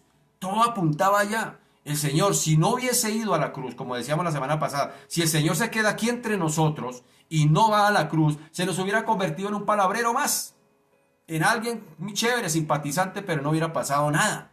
Pero para que la vida pudiera ser impartida al mundo, se requiere la obra completa de Cristo. Su muerte, la cruz, su resurrección y su ascensión al cielo. Ese es el Evangelio. Ese es el Evangelio. El Señor no se quedó en la tumba. El Señor no se quedó en la cruz. El Señor subió de nuevo al Padre. Así que su retorno al cielo, esto les desagradaría más a los judíos que estaban escuchando su predicación allí. No olvidemos que ellos esperaban un Mesías que establecería de manera inmediata su reino en Jerusalén y que les libraría del dominio romano, ya lo dije. Ellos esperaban eso. ¿Y por qué ahora está diciendo que tiene que morir y que tiene que ahora irse? Ahora lo más tremendo es que dice que tiene que irse a donde estaba. Pues esto nosotros lo queremos es aquí en la tierra, para que establezca, para que establezca su gobierno y derroque al imperio romano, es lo que esperaban los judíos. Queremos tenerlo entre nosotros. Así que ni la muerte ni tampoco la ascensión encajaba con eso, con el Mesías que ellos estaban esperando. Así que por lo tanto ellos habían pensado por algún tiempo que Jesús era el Mesías que esperaban, y cuando entendieron que su programa incluía su muerte y su ascensión al cielo, lo rechazaron y ya no andaban con él. Dijimos, perdimos el tiempo. Como pasa hoy en día tal vez. Muchos vienen con una expectativa totalmente diferente al Evangelio. ¿Saben? Venimos con una expectativa muy equivocada del Evangelio, pero no podemos quedarnos en esa expectativa. La mayoría, yo creo que los que venimos a Cristo, venimos con una expectativa totalmente distinta. Entonces mucha gente pensamos que el Evangelio, por ejemplo, es reforma, y decimos, voy a volverme evangélico para dejar las drogas, voy a volverme evangélico para dejar de tomar y dejar de bailar. Y decimos, ese es el concepto con el que venimos al Evangelio. O algunos sencillamente cuando venimos al Evangelio, como fue el caso mío, que me decían las hermanitas muy optimistas, siempre me decían, hermano, usted va a ser bendecido, bendecido, bendecido, usted va a ser bendecido. ¿Y saben qué concepto tenía yo de eso? Yo salía a la calle y la verdad, yo miraba a la calle así, me encontraba un billete de 50.000 pesos y no me encontraba nada. Decía, pero en la iglesia me dijeron que yo iba a ser bendecido y no veo la bendición por ningún lado. Y cuando empiezan las cosas a apretarse, porque el Señor empieza a ajustarnos las tuercas, cuando empieza a apretarnos las tuercas, entonces empieza uno a recordar, pero el Señor me dijo que iba a ser bendecido, pero yo no entiendo dónde está la bendición, por qué me botaron del trabajo, por qué pasó esto, Y empezamos a hacerle reclamos a Dios, porque venimos con un concepto totalmente equivocado de lo que es el Evangelio. No queremos tomar la cruz. No queremos que nos hablen de eso, porque la cruz ofende, porque la cruz nos confronta con el pecado, y es lo que menos queremos. Y la cruz nos confronta con el pecado, pero también el que viene a él, el Señor dice, no lo echo fuera y yo lo resucitaré en el día postrero. Así que la cruz nos confronta con el pecado, pero nos trae una esperanza gloriosa. Entonces, cuando ya van pasando los años en esta carrera dinámica de la fe, vamos entendiendo el panorama completo de lo que significa ser evangélico y cristiano. Así que después de tantos años, tú no puedes seguir pensando en lo mismo. Ay, yo me volví cristiano, pero ahora todo tiene que marcharme bien. El día que no me marche bien, me enojo con Dios. No, mi amado. Tenemos que tener claridad para dónde vamos. Como dicen por ahí, tenemos que tener claridad de dónde venimos, dónde estamos y para dónde vamos. Porque el que no sabe para dónde va, como dicen popularmente, cualquier bus le sirve. Y hay mucho cristiano así, perdónenme. Mucha gente que no sabe para dónde van, no sabe qué están haciendo. No, yo oro porque me toca orar. No, yo leo la Biblia porque me volví evangélico, pero no sabe nada más. Que Dios nos ayude en esa parte a mirar con claridad cuál es la función, la dinámica del reino. Los judíos no lo entendieron, porque entendieron sus enseñanzas de una manera literal, esperaban un reino terrenal de Cristo, y cuando Él les empieza a hablar que se tiene que morir y tiene que subir al Padre, dijeron, esto no encaja con lo que nosotros estamos esperando.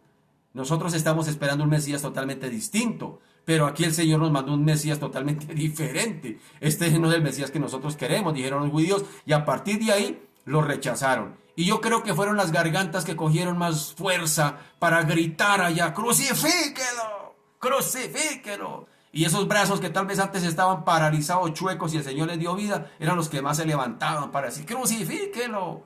Tremendo eso, porque esperaban algo terrenal. Y hasta el día de hoy pasa lo mismo. Desafortunadamente es así. Así que, además, los líderes, por ejemplo, los líderes judíos tampoco estaban dispuestos a aceptar su naturaleza divina.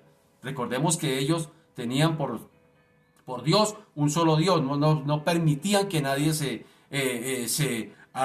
hiciera la alusión de llamarse hijo de Dios, porque eso era una blasfemia. No estaban dispuestos a aceptar que Jesús tuviera una naturaleza divina. Que Jesús dijera, yo soy el pan vivo que descendió del cielo. El Padre, mi Padre trabaja, yo trabajo. El Padre y yo uno somos. Ellos no estaban dispuestos a aceptar eso. Así que Jesús no dejaba de hacer referencia al hecho de que había descendido del cielo y que se disponía a regresar otra vez junto a su Padre, es decir, al cielo. Así que estas declaraciones que ellos entendían como una afirmación de su deidad, tampoco eran de su agrado. Como si que viene del cielo y se va otra vez para el cielo. No les agradaba eso. Así que, cuando consideremos estas cosas, tendremos que admitir que los tiempos, como dije hace un momento, no han cambiado. Tanto la necesidad de la cruz como el único medio para salvar al pecador, así como la afirmación de la deidad de Cristo, siguen creando el mismo malestar ahora en este tiempo como en aquel tiempo. El mismo malestar. Hablar de Cristo, hablar de la cruz de Cristo, hablar de Cristo todavía provoca malestar en la gente, sencillamente porque se confrontan con el pecado. Mira lo que dice el versículo 63. El Espíritu es el que da vida. La carne para nada aprovecha. Las palabras que yo os he hablado son espíritu y son vida. Así que el anuncio que el Señor hizo de su ascensión sirvió también para esclarecer aún más las palabras que antes había dicho. Al fin y al cabo, si el Señor se iba a subir al cielo, si el Señor se iba para el cielo, quedaba claro que ellos no podrían comer su carne y beber su sangre. ¿Se acuerda que ellos dijeron, pero cómo vamos a comer su carne y beber su sangre? El Señor les dice, por un lado, las palabras que yo os he hablado, la carne para nada aprovecha. Entonces, descártelo por ahí que no me van a comer. Y lo otro que está diciendo es que se va a ir al cielo. Entonces, si se va para el cielo, ¿cómo no lo vamos a poder comer? Si se va a ir. O sea, que este era un choque para los pobres judíos allí, para los líderes, para sus mismos discípulos inclusive. O sea, que quedaba claro que ellos no podrían comer su carne y beber su sangre de una manera literal, puesto que su cuerpo subiría de nuevo al cielo, en donde sería inaccesible para los hombres. Y por si aún quedaba alguna duda, en sus mentes el Señor les añadió, el Espíritu es el que da vida, la carne para nada aprovecha. Comer literalmente el cuerpo, su cuerpo no podía beneficiarles en nada. Lo que realmente otorgaba la vida eterna era en el Espíritu, es decir, su persona entregada por la vida del mundo. Eso es lo que producía. Mis palabras son vida. Es decir, era necesario que Cristo muriera para nosotros tener vida. Y como dijo alguien, si Cristo murió por nosotros, ahora Él merece que vivamos para Él. ¿No sería un bonito canje? Si Él murió por nosotros para darnos vida, pues lo mínimo que Él podría esperar de nosotros es que ahora vivamos para Él. Mira lo que dice por allá las palabras que el Señor le dijo a Nicodemo, hablando, porque aquí aparecen de nuevo dos contrariedades, carne y espíritu. Él dice, el espíritu es el que da vida, la carne para nada aprovecha. Nuevamente está haciendo aquí el Señor alusión a las palabras y las expresiones en su conversación con Nicodemo. Y el Señor a Nicodemo le dijo, en el capítulo 3, de cierto te digo que el que no naciere de agua y del Espíritu no puede entrar en el reino de Dios. Lo que es nacido de la carne, carne es, y lo que es nacido del Espíritu, Espíritu es. Así que solo el Espíritu Santo puede regenerar al pecador y darle la vida de Dios. Es lo único, así de sencillo. Esta acción del Espíritu de dar vida y volvernos de dar vida, sencillamente la vemos allá expresada también en Jesús, por ahí en el capítulo 7. Él vuelve a expresar la alusión al Espíritu Santo dando vida. Mira lo que dice por ahí en el capítulo 7. El que cree en mí, como dice la Escritura, de su interior correrán ríos de agua viva. Esto dijo del Espíritu que habían de recibir los que creyesen en él, pues aún no había venido el Espíritu Santo porque Jesús no había sido aún glorificado. Así que notemos atentamente cómo la ascensión de Jesús y su glorificación harían posible la acción del Espíritu Santo en los creyentes. Solamente cuando Él se fuera. Por eso dijo, les conviene que yo me vaya, les conviene que yo me vaya, y cuando yo me vaya, vendrá otro consolador. Ahora bien, el Señor no se refirió únicamente a la acción vivificadora del Espíritu Santo, sino que dijo que este poder fluía como consecuencia de creer en las palabras que Él había hablado. Él dijo, de su interior correrán ríos de agua viva, el que cree en mí. El apóstol Pedro también reaccionó a esta regeneración del Espíritu Santo con la palabra. Mira lo que dice Pedro. Primera de Pedro 1:22. Habiendo purificado vuestras almas por la obediencia a la verdad mediante el Espíritu. Así que las palabras de Jesús no eran solo palabras, sino que eran palabras divinas que transmitían vida. En primer lugar, porque no eran promesas vacías que él no pudiera cumplir. En segundo lugar, porque señalaban hacia la obra redentora de Cristo que Él iba a realizar en la cruz, y por medio de la cual pondría la vida eterna a disposición de todos los pecadores que creyeran en Él. Tremendo. Así que lo que Él estaba hablando, como les decía hace un momento, lo que Él hacía y decía, cobraba peso, y su sello de garantía era la cruz de Cristo. Así que este poder fluía de sus palabras. Lo percibieron hasta sus enemigos, percibieron el poder que había. En el siguiente relato de Juan, los alguaciles, por ejemplo, cuando fueron allá comisionados a traer a Jesús, allá en el capítulo 7:46, cuando no llegaron con el Señor detenido allí, sencillamente los líderes religiosos le preguntaron, ¿qué pasó? ¿Por qué no lo trajeron? ¿Y qué dijeron los alguaciles? Jamás hombre alguno ha hablado como este hombre. Tremendo eso. Así que podemos concluir de la siguiente manera. Concluyendo, podemos decir que solo por la fe en Él, una fe que se ajusta a lo que Él dijo y enseñó e hizo, es el cauce para que el pecador pueda recibir la vida eterna. Ese es el camino. Creer en las palabras creer al Evangelio, creer que Cristo murió, que fue crucificado, que resucitó al tercer día y que ascendió y está a la diestra del Padre intercediendo por esta humanidad. Ese es el camino, es la ruta que nos lleva al cielo. Por ahí hay una canción de salsa que dice, la cantaba un cantante que ya murió también, y gloria a Dios, parece que murió con Cristo, que se llamaba Cheo Feliciano. La cantaba con Joe Cuba y decía, para subir al cielo se necesita una escalera grande y una chiquita. Y yo que ya me ponía a pensar en eso. Una escalera grande, mi arrepentimiento. Una escalera chiquita, la fe. ¿No dice el Señor que si tenemos fe como un granito de mostaza es suficiente? Arrepentimiento y fe. Arrepentimiento que me aleja del pecado, pero la fe que me acerca a Cristo. Son dos elementos importantes que necesitamos entender y creer y recibir para querer ir al cielo el día que nos muramos. Todo el mundo quiere echar para arriba, pero ahí está. Ahí le dejo la ruta. Esa es la escalera para subir al cielo. Padre, te damos gracias en esta mañana. Te bendecimos y te glorificamos, Rey de los cielos. Te damos a ti la gloria, Señor, por tu palabra. Tus palabras son vida. Tus palabras son esperanza. Y hasta el día de hoy, Señor, tú nos has hablado y nos continúas hablando. Y yo te doy gracias, Señor, por lo que nos hablas a través de tu palabra. Porque tenemos, Señor, Dios de la gloria, la certeza, Dios de los cielos, que el creer en ti, creer al Evangelio, ese es el Evangelio, el que tú viniste a esta tierra.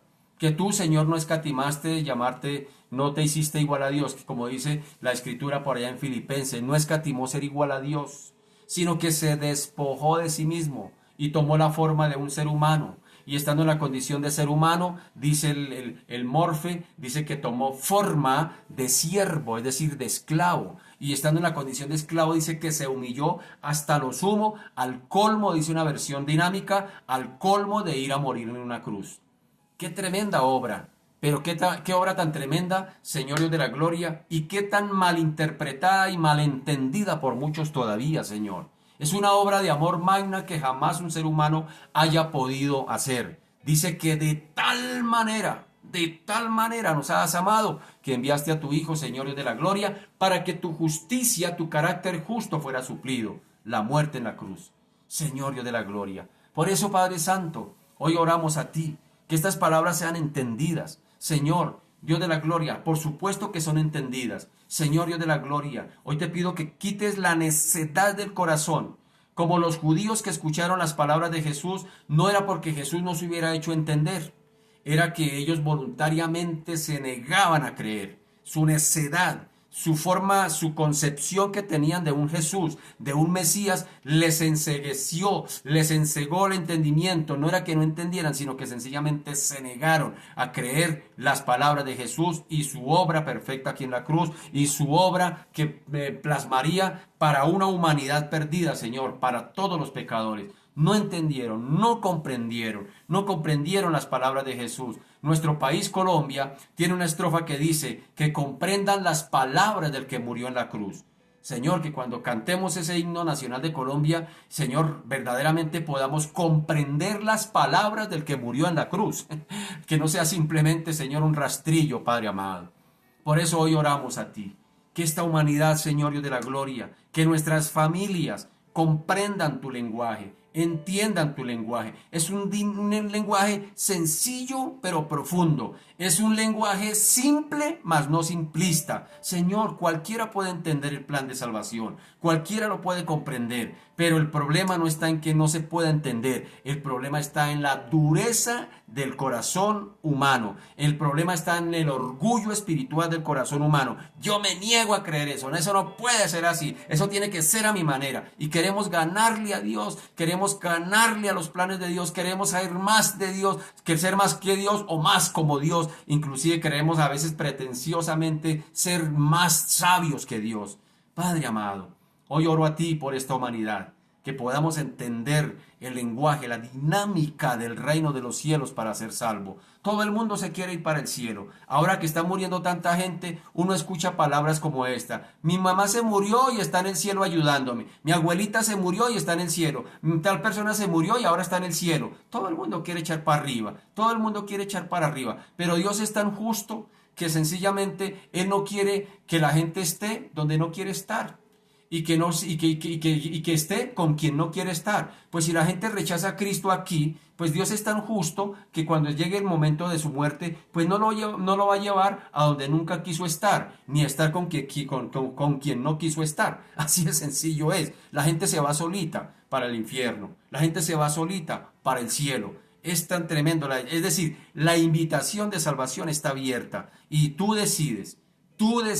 Nadie va a decidir por ti. Tú decides si aceptas o rechazas. La palabra está predicada, la palabra está dicha. Jesús simplemente expuso su tema, Jesús expuso su dinámica del reino y lo dejó ahí de tarea y cumplió lo que tenía que cumplir. Darle el sello de garantía a sus palabras y era el de ir a tomar la cruz, morir y resucitar al tercer día como él dijo y ascender a la diestra del Padre. El evangelio completo y el Señor dijo, consumado es, ya lo hizo todo por ti. Ahora te corresponde a ti aceptar en tu corazón y en tu vida esa gran verdad. ¿Cómo la aceptas? A través del arrepentimiento y la fe en Cristo. Señor Dios de la gloria, hoy Padre amado, que muchos Padre amado podamos entender con claridad la dinámica del reino y podamos aceptarla en nuestro corazón, atesorarla en nuestro corazón, Dios de la gloria, y tener la seguridad de que nuestro destino eterno ya está asegurado. Padre amado, te damos a ti la gloria, la honra y la alabanza en el nombre de Jesús. Amén y amén. Bien, mis amados, se nos ha ido el tiempo. Deseo que pasen hoy un buen día, que la gracia, la misericordia y la gracia del Señor esté con cada uno de nosotros en esta mañana, todos nuestros quehaceres. Un buen día, mis amados. Dios me los bendiga. Un abracito para todos.